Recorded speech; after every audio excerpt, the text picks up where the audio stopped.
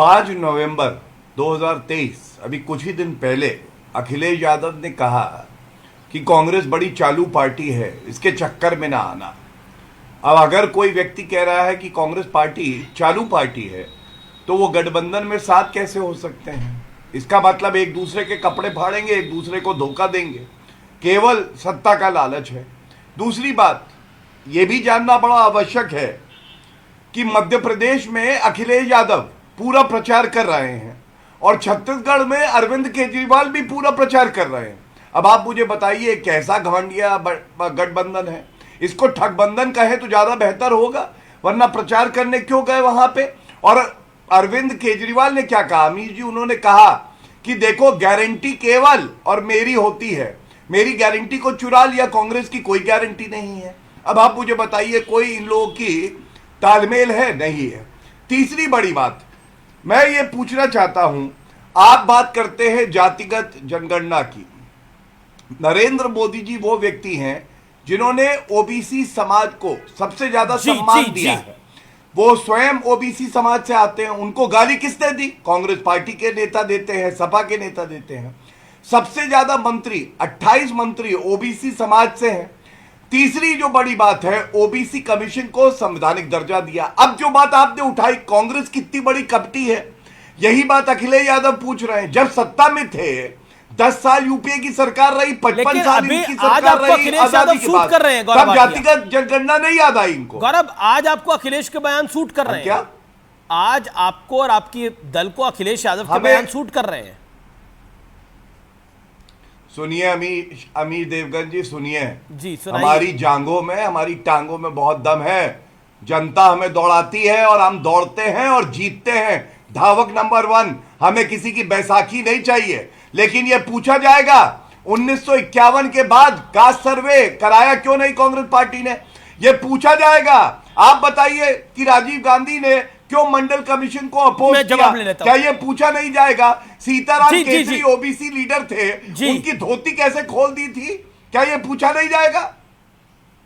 Okay, विवेक, जातिगत जनगणना की बात कांग्रेस भी कर रही है, कांग्रेस भी कर रही है और इंडिया अलायंस की बाकी दल भी कर रहे हैं। लेकिन अखिलेश यादव कह रहे हैं कि, देखिए मैं सीधी बात बोलता हूं, लेकिन अखिलेश यादव कह रहे हैं कि वोट के लिए कांग्रेस जातिगत जनगणना कर रही है और एक्सरे का ये दौर पुराना है, अब एमआरआई और सीटी स्कैन का जमाना है, ये कहा जा रहा है।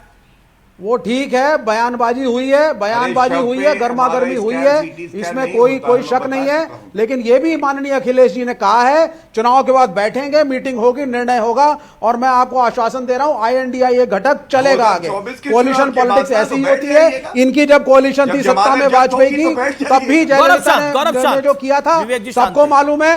यही ममता इनके साथ आई थी, यही फारूक अब्दुल्ला थे। तो मुझे कोalition पॉलिटिक्स मत सिखाओ। कोalition पॉलिटिक्स अपने तरीके से चलती है। राज्यों में बेशक लड़ेंगे, केंद्र में आपको बिल्कुल मुंह तोड़ जवाब देंगे और आप देखेंगे इस चीज को।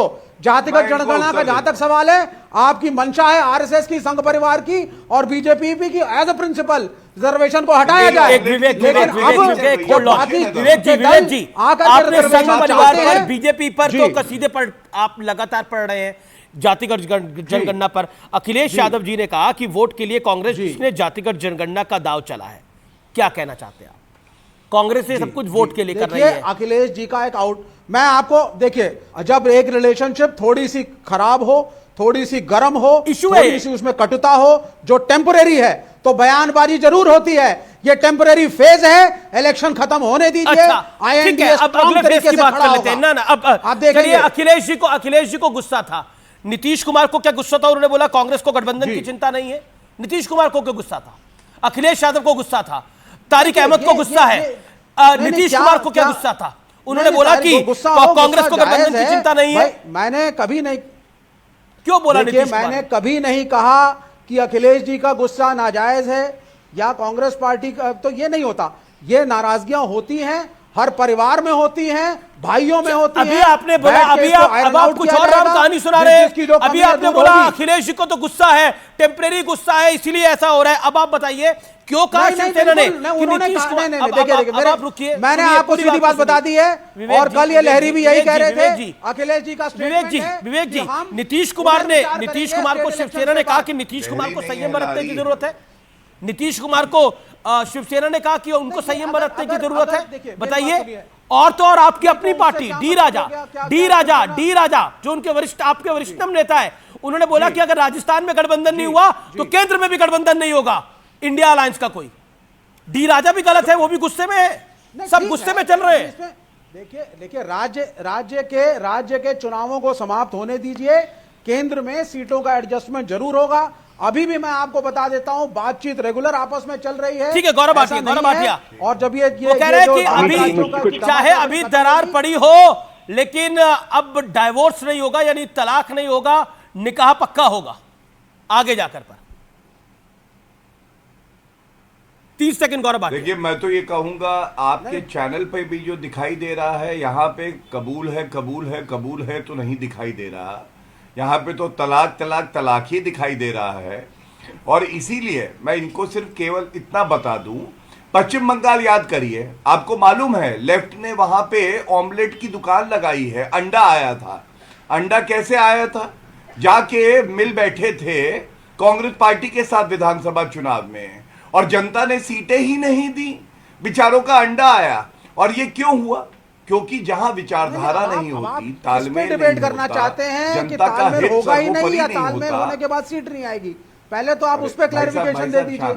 शांत भाई साहब, आप क्लियर ही नहीं साहब शांत। आप पहले ये तो बता दीजिए ना, तो आपके हिसाब से तालमेल तो हो ही जाएगा। ये तो आपको मेरी बात समझ में नहीं आएगी, मुझे पता है ये बात। अच्छा गौरव को 30 सेकंड, अब आप गुस्से में ना आइए भाई, आप गुस्से में मत आइए, आप तैश पे ना आइए। नहीं, ये तरीका ठीक नहीं है। ये सबके बीच में ऐसे कूद के बोलते हैं, लगता है कि आधुनिक राजनीति के हिटलर आ गए हैं। भाई शांत हो जाइए, राजनीतिक हैसियत ही नहीं है आपकी और आप बीच में कूद रहे। अमीर जी, एक बात और करता हूं, देखिए कांग्रेस पार्टी को ध्यान में रखते हुए ये आंकड़े बड़े महत्वपूर्ण हैं। 2019 के चुनाव में केवल एक प्रदेश ऐसा था पूरे देश में, यूनियन टेरिटरी मिला दीजिए, जहां डबल डिजिट की सीट आई। 18 प्रदेश और यूनियन टेरिटरी ऐसी थी जहां अंडा मिला कांग्रेस पार्टी को। और सबसे बड़ी बात है, उत्तर प्रदेश से 80 सीटें, 1 सीट आई, महाराष्ट्र में 48 सीटें आई, 1 सीट, बिहार में, वेस्ट बंगाल में 42 सीटें आई, 2, और बिहार में 40 सीटों में आई 1, मतलब 210 सीटों में 4 सीटें आई। अब आप मुझे बताइए, कांग्रेस पार्टी की राजनीतिक हैसियत क्या मानी जाएगी? कांग्रेस पार्टी भीख का कटोरा लेके हर क्षेत्रीय दल के पास जाती है और सीटें मांगती है और ठगती है उनको, और इसीलिए विश्वास की कमी पाई जाती है। आप बार बार संयम रखने की बात बोल रहे हैं। नीतीश कुमार को शिवसेना कह रही है कि आपको संयम बरतने की जरूरत है, नीतीश कुमार कह रहे हैं कि कांग्रेस को गठबंधन की चिंता नहीं है। It is not only Akhilesh Yadav, it is Nitish Kumar also, and there are not only small issues, big issues. जो जिस चीज पर रोशनी नहीं प्रकाश हो रही वो ये है, वेस्ट बंगाल में मान लो टीएमसी जीतती है और लेफ्ट और कांग्रेस को इतनी सीटें नहीं आती, वो हो गए तो मूल एंटी बीजेपी ना अमीश भाई। केरल में देख लो, लेफ्ट और कांग्रेस लड़ेगी केरल के अंदर, लेकिन अगर गठबंधन नहीं भी करे लोकसभा के अंदर, तब भी या तो लेफ्ट को सीटें आएगी, कांग्रेस को तो मूल बीजेपी की आएगी। आम आदमी पार्टी और कांग्रेस का पंजाब में गठबंधन नहीं होगा, तब भी बीजेपी का वहां पे कोई चांस नहीं है। उत्तर प्रदेश एक प्रॉब्लमेटिक, प्लीज मेरी बात समाप्त हो, लेकिन कुछ उत्तर प्रदेश में मानता हूं, उत्तर प्रदेश छोड़ते बाकी सब जगहों पे भाजपा का कोई वहां पे चांस है ही नहीं सीटें आने का, तो वहां पे होने दीजिए, क्योंकि अगर ऑपोजिशन स्पेस अब आपने बड़ी इंपॉर्टेंट बात बोली आपने। तो एक मिनट अभी जी, नहीं आपने एक काउंटर बात है तहसीन भाई, काउंटर बात है। एक गौरव शांत, अब आप मुझे बताइए, आप कह रहे हैं कि आपने जो आंकड़ा दिया, व्यूअर्स आप भी इसको नोट करिए, तहसीन पूरा वाले ने बड़ी इंपॉर्टेंट बात बोली। आपने बोला देखिए बंगाल के अंदर मूलतः तो बीजेपी के विरोध में ही सीटें आएंगी। पिछली बारी भी बीजेपी और ममता बनर्जी की वहां लड़ाई हुई थी, बीजेपी की 18 आई, 22 ममता बनर्जी की आई। इस बारी भी सिचुएशन ऐसी हो सकती है। चलिए उसके बाद बढ़ते हैं आगे। केरल में बीजेपी के पास क्या है? कुछ नहीं है। पंजाब में बीजेपी के पास क्या है? 1, 2 या 3 सीट है, इससे ज्यादा वहां की कहानी नहीं है। दिल्ली में बीजेपी के पास 7 है, वहां कांग्रेस, आम आदमी पार्टी और बीजेपी तीनों एक दूसरे के खिलाफ लड़ेंगी। सवाल तो वही है। उत्तर प्रदेश के अंदर क्या है? समाजवादी पार्टी और बीएसपी का लास्ट टाइम अलायंस था। इस बार बीएसपी तो इंडिया का गठबंधन का पार्ट भी नहीं है। तो आप तारिक अहमद पर तारिक अहमद लारी पर आप बहुत नाराज हो रहे थे। आपने बोला, देखिए ये आपने काफी कुछ बोला, आपने बोला वो जोकर हैं, उन्होंने इस तरह की बात को बोली। मैंने सब शब्दों का प्रयोग नहीं किया। आपने बोला वो एंटरटेनमेंट कर रहे हैं, वो क्यों एंटरटेनमेंट करते हैं? मैं ऐसे शब्दों का प्रयोग नहीं करता। उन्होंने व्यक्तिगत टिप्पणी की मेरे भाई के बारे में, मैंने नहीं किया, उसके लिए मैंने रोका। लेकिन अब आप मुझे बताइए politically, answer it very very politically, क्या बदल जाएगा 2019 और 2024 के अंदर? बड़ी ख्वाब लगा के ये गठबंधन बना लिया।